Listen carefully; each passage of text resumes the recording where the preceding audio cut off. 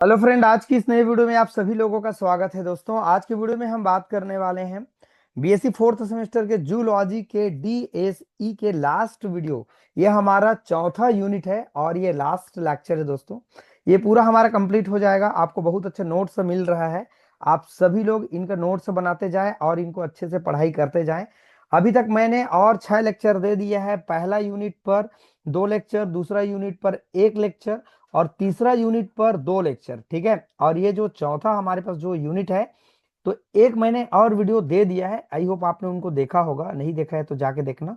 एक बना बुनाया अच्छा से नोट्स मिलेगा, आप इनको कवर करें। ये लास्ट वीडियो दोस्तों, पूरे अंतिम तक देखना, आपको पूरा चीज समझ में आएगा। और लैंग्वेज एकदम इजी है, सबसे इजी है आप लोगों का। ये जो पेपर है ना जूलॉजी का, ये सबसे इजी है। और केमिस्ट्री लगभग इजी है। बॉटनी इस बार का थोड़ा सा टफ है। तो ये जूलॉजी का पेपर है। चलिए दोस्तों, स्टार्ट करते हैं। आईयूसीएन रेड लिस्ट क्या होते हैं? श्रेणियों एवं मापदंड क्या होते हैं? आज की दुनिया में जैव विविधता पर सबसे बड़ा खतरा मानव गतिविधियों से उत्पन्न हो रहा है। बिल्कुल सही बात है, एकदम सही बात है। वनों की कटाई कर रहे हैं लोग, शहरीकरण कर रहे हैं, औद्योगिकीकरण कर रहे हैं, अवैध शिकार कर रहे हैं, जो नहीं करना चाहिए वो। जलवायु परिवर्तन हो रहा है और प्रदूषण के कारण अनेक वनस्पति और जीव जंतु प्रजाति विलुप्त होने के कगार पर पहुंच चुके हैं। इसी वैश्विक समस्याओं को समझने, मापने और नियंत्रण करने के लिए आईयूसीएन रेड लिस्ट है ना, रेड लिस्ट क्या किया गया है? सबसे प्रमाणित और वैज्ञानिक प्रणाली माना जाता है। ठीक है भाई, चलिए देखते हैं। आईयूसीएन रेड लिस्ट किसी भी जीव या पौधों की प्रजाति की विलुप्ति के खतरे की स्थिति को दर्शाते हैं। यह सूची केवल नामों की सूची नहीं है, बल्कि वैज्ञानिक मापदंडों पर आधारित एक विस्तृत आकलन प्रणाली है, जो बताती है कि कोई भी प्रजाति सुरक्षित है या खतरे में है।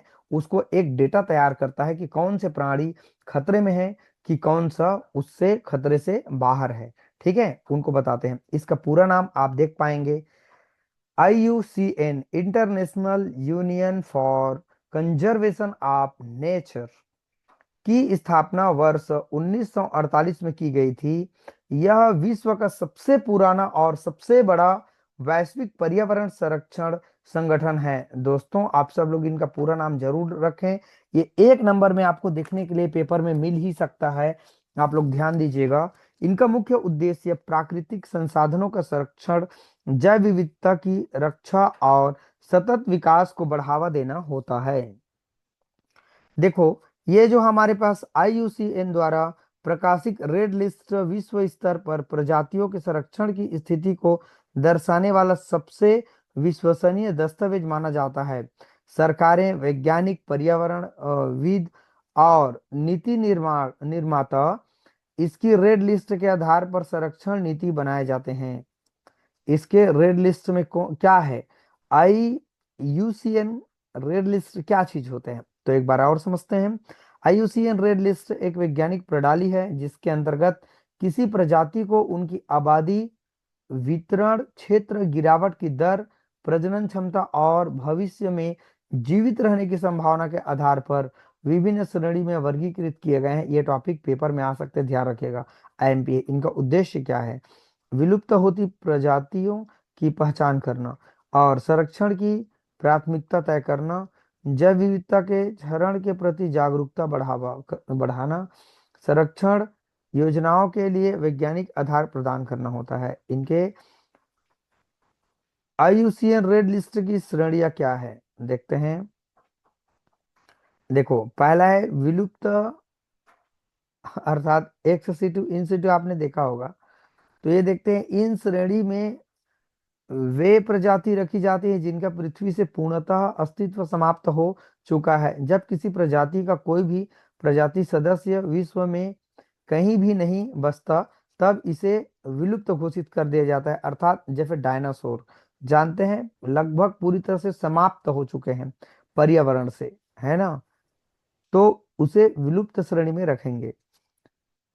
इन स्थिति का निर्धारण विस्तृत सर्वेक्षण, शोध और लंबे समय तक खोज के बाद किया जाता है। विलुप्त प्रजाति का पुनः प्राकृतिक रूप से अस्तित्व में आना असंभव होता है। बिल्कुल एक बार समाप्त हो गया तो दोबारा वो पर्यावरण में आना उसको मुश्किल है। वन्य अवस्था में विलुप्त, इन श्रेणी में वे प्रजाति आते हैं जो प्राकृतिक वातावरण में समाप्त हो चुकी है लेकिन चिड़ियाघर और वानस्पतिक उद्यान या नियंत्रित संरक्षण कार्यक्रमों में जीवित है। समाप्त तो नहीं हुए हैं लेकिन कहीं पर संरक्षित है। अति संकटग्रस्त, यह सबसे गंभीर खतरे वाली श्रेणी है। इन वर्ग में वे प्रजाति आते हैं जिनके निकट भविष्य में विलुप्त होने की संभावना अत्यधिक क्या होते हैं, अधिक होते हैं, मतलब खतरे में है। इन प्रजातियों की आबादी बहुत कम हो चुकी हुई होती है। संकटग्रस्त क्या है, इन श्रेणी में वे प्रजाति शामिल होते हैं जो अति संकटग्रस्त से थोड़ा बेहतर स्थिति में होता है लेकिन फिर भी इनके विलुप्त होने की खतरा बहुत अधिक रहती है। असुरक्षित,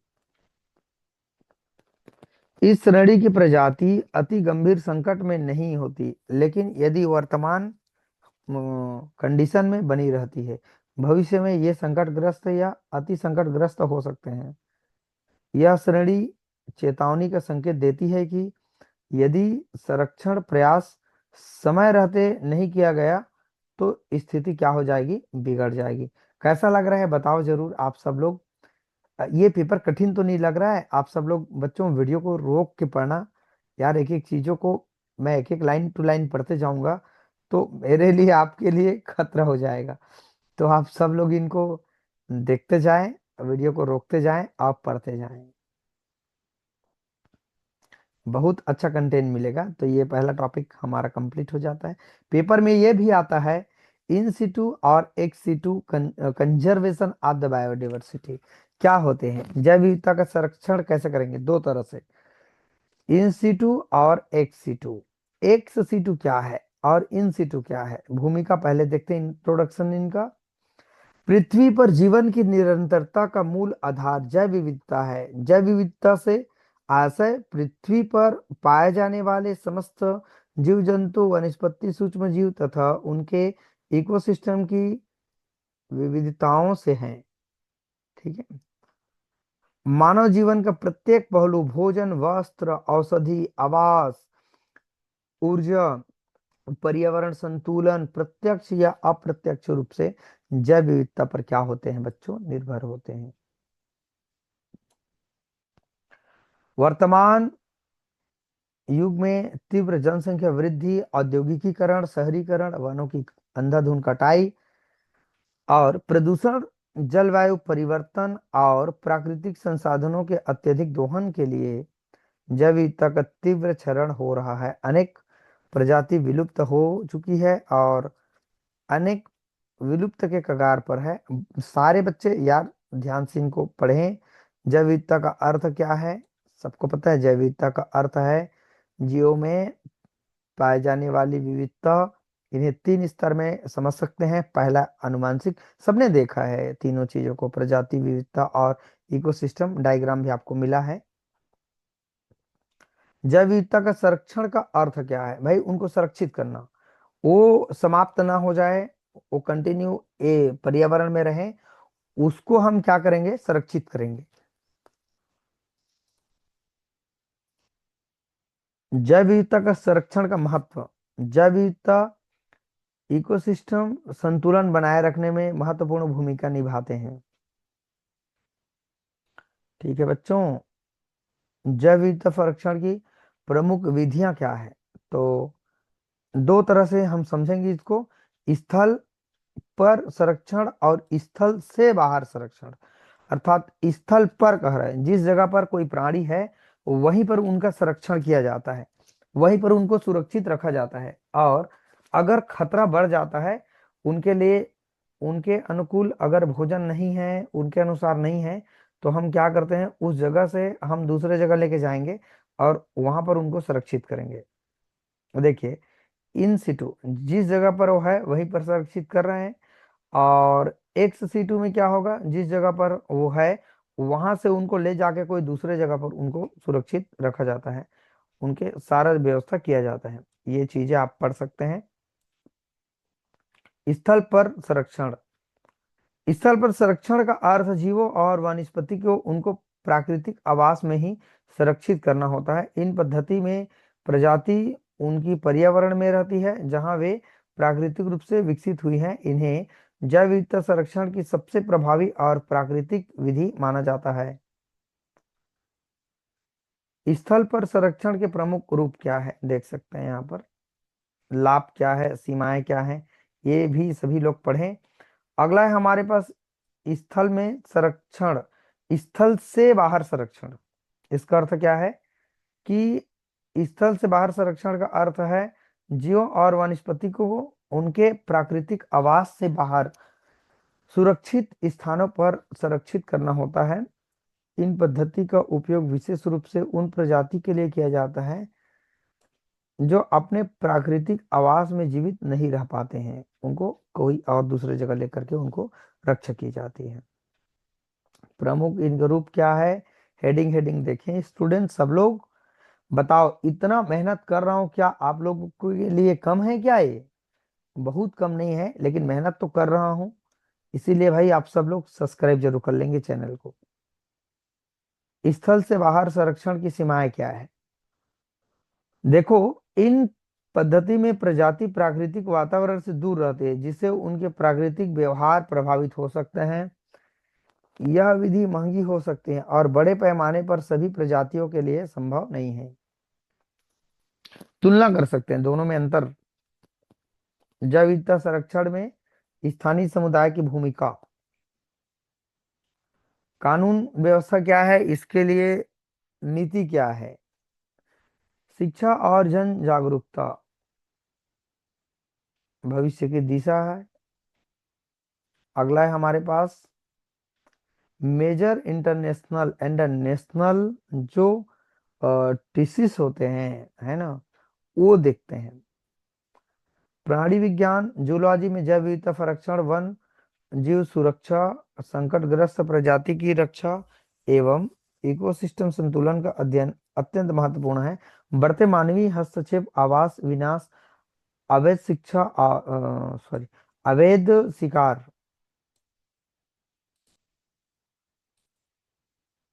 जलवायु परिवर्तन के कारण, सारे चीजों को बच्चों आप लोग वीडियो को रोकते जाना, पढ़ते जाना, सब लोग पढ़ सकते हैं। Conservation of the biological diversity, BCD, sorry CBD, biological diversity, ठीक है, कंजर्वेशन बायोलॉजिकल डाइवर्सिटी, ठीक। सबको रोकते जाना और पढ़ते जाना जरूर। वीडियो को ना आप लोग क्वालिटी जरूर बढ़ा लेना। ये अलग अलग एक्ट है, मैं ये अलग अलग एक्ट को कितना को पढ़ सकता हूँ?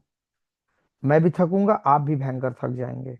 अभी अगला टॉपिक इंपॉर्टेंस है, जैव विविधता संरक्षण के कानून एवं विनिमय, law and regulation conservation biodiversity. जैव विविधता पृथ्वी पर पाए जाने वाले सभी जीव जंतु, पौधे, सूक्ष्म जीवों एवं उनके इकोसिस्टम की विविधता को दर्शाता है। मानव जीवन, भोजन, औषधि, वस्त्र और पर्यावरण संतुलन के लिए जैव विविधता पर निर्भर रहते हैं, किंतु औद्योगिकीकरण, शहरीकरण, वनों की कटाई, प्रदूषण और अवैध शिकार के कारण जैव विविधता का तीव्र ह्रास हो रहा है। इसी इस स्थिति में जैव विविधता के संरक्षण हेतु कानून और विनिमय अत्यंत आवश्यक होते हैं बच्चों, ठीक है। इंग्लिश मीडियम वाले बच्चे देख लेंगे जरूरत क्या है इसकी। आखिरकार जो कानून बना रहे हैं इनकी आवश्यकता क्यों पड़ रही है, इसको भी देख सकते हैं। अंतर्राष्ट्रीय कानूनी एवं संधियां क्या है, ये भी पढ़ सकते हैं। जैव विविधता सम्मेलन क्या है, ये भी देखें।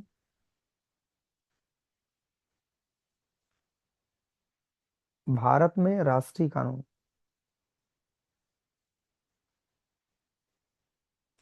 पर्यावरण संरक्षण अधिनियम क्या होते हैं, ये भी देख सकते हैं आप लोग। छोटा छोटा टॉपिक है। अगला टॉपिक है भारत में संचालित महत्वपूर्ण संरक्षण परियोजना क्या है? अभी भारत में हमारे पास क्या क्या संरक्षण करने के लिए योजना बनाया है भारत सरकार के द्वारा, उसको देखेंगे। देखो, भारत जैव विविधता की दृष्टि से विश्व का सबसे समृद्ध देश में से एक है। यहाँ स्तनधारी पक्षी, सरीसृप, उभयचर और जलीय जीवों की हजारों प्रजाति पाई जाती हैं, किंतु जनसंख्या वृद्धि, वनों की कटाई, अवैध शिकार, प्रदूषण और जलवायु परिवर्तन के कारण अनेक प्रजाति संकटग्रस्त हो गए हैं।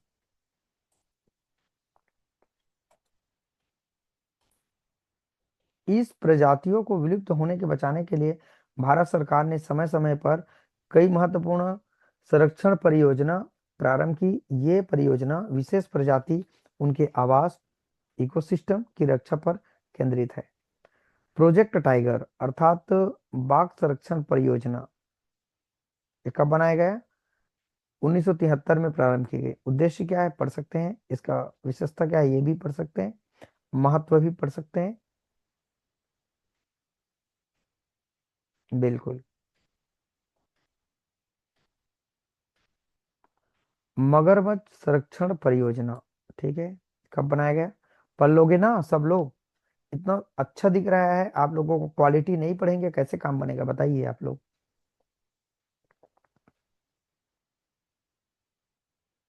थोड़ा छोटा कर देता हूँ वीडियो को। ये इसके महत्व है। लगेगा थोड़ा तो मेहनत लगेगा, ऐसा नहीं कि एकदम आपको मिल जाएगा। हाँ, अगला टॉपिक है हमारे पास, चीता पुनर्परिचय योजना भारत में कैसे चली, देखते हैं। चीता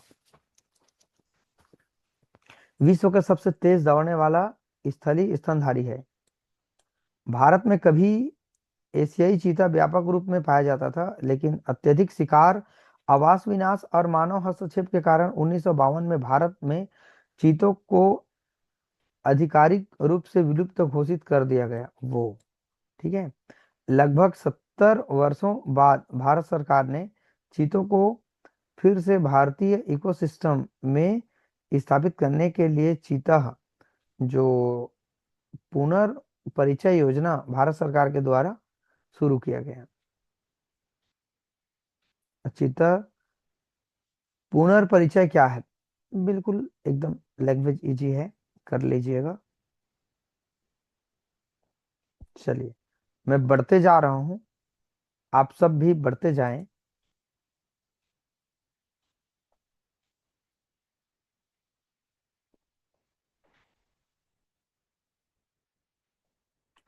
मुझे लगता है आप लोगों को दिख जाना चाहिए, ठीक है, दिख जाएगा। बस क्वालिटी को थोड़ा सा बढ़ा लीजिएगा। एक टॉपिक और है, बंदी प्रजनन एवं संवर्धन, क्या होते हैं, भूमिका पढ़ते हैं इसकी। विश्व भारत में जैव विविधता लगातार गंभीर संकट का सामना कर रही है।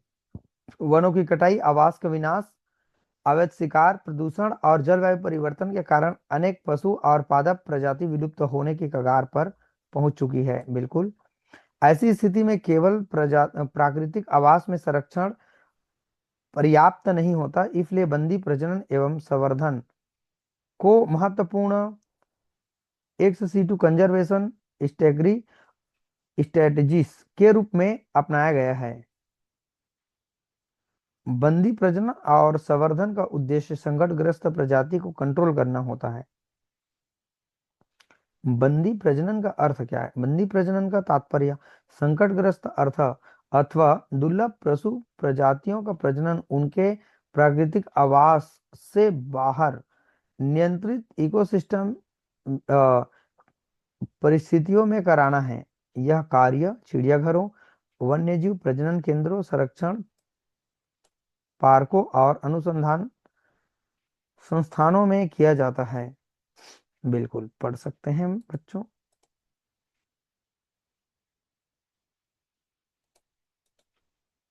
एक मिनट, क्या हो गया? होते हैं बंदी प्रजनन का तात्पर्य संकटग्रस्त। अच्छा, ये चीज तो मैं बता दिया था आप लोगों को। हाँ, संवर्धन का अर्थ क्या है? संवर्धन मुख्यतः पादप प्रजातियों से संबंधित प्रक्रिया है। इसमें पौधों का बीज, तना, जड़ एवं ऊतक संवर्धन के माध्यम से बहुगुणन किया जाता है। इसका उद्देश्य दुर्लभ, स्थानिक तथा संकटग्रस्त पादप प्रजातियों को संरक्षित करना एवं उनकी संख्या बढ़ाना होता है। बंदी प्रजनन एवं संवर्धन के उद्देश्य क्या है? बंदी प्रजनन एवं संवर्धन का प्रमुख उद्देश्य विलुप्त के कगार पर पहुंची प्रजातियों को बचाना है। इनके अतिरिक्त अन्य आनुवांशिक विविधताओं को बनाए रखने, प्रजातियों की संख्या बढ़ाने और पुनः परिचय कार्यक्रमों के लिए स्वस्थ जीवन उपलब्ध कराना होता है। सभी लोग थोड़ा से आप पढ़ते जाएंगे, आप लोगों को समझ आ जाएगा। वीडियो को रोकते जाना और पढ़ते जाना। एक टॉपिक और भी बचा है, वो देखते हैं। यहाँ पर एक लास्ट टॉपिक है, बंदी प्रजनन एवं संवर्धन। वन एवं वन्य संरक्षण के संदर्भ में इसका भूमिका पढ़ें आप सब लोग। ये 4-5 पेज है आप लोगों का, ये देखिए 82 पेज, ये आपका 183 पेज है, उसी का आधा है। डायग्राम ये थोड़ा सा बड़ा दिखेगा करके मैं आपको दो दो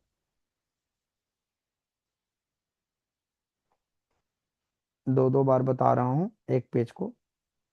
ये लास्ट पेज है, ठीक है।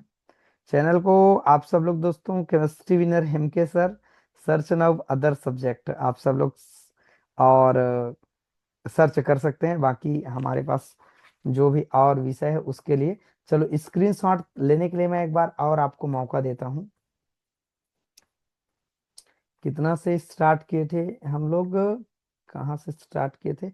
IUCT ना, यहाँ से, यहाँ से चलिए लेते जाएं। हो गया 154 पेज, ये लो 155 पेज,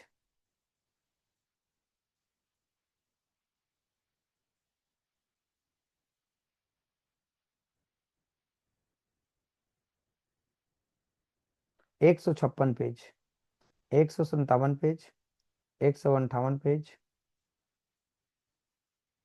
159, 160, 61, 62, 63, 64,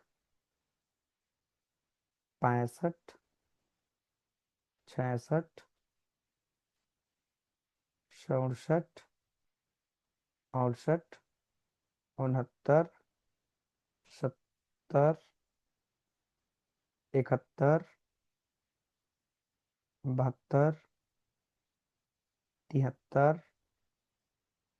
74। ऊपर में पेज नंबर लिखा है, देख लीजिएगा सब लोग, है ना। PDF भी दे देंगे आप सब लोग अगर बोलेंगे तो, ठीक है। बस थोड़ा से आप लोगों को पढ़ना पड़ेगा।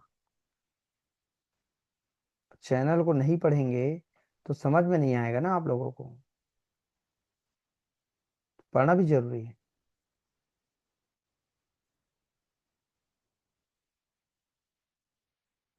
ये लास्ट पेज है, ठीक है।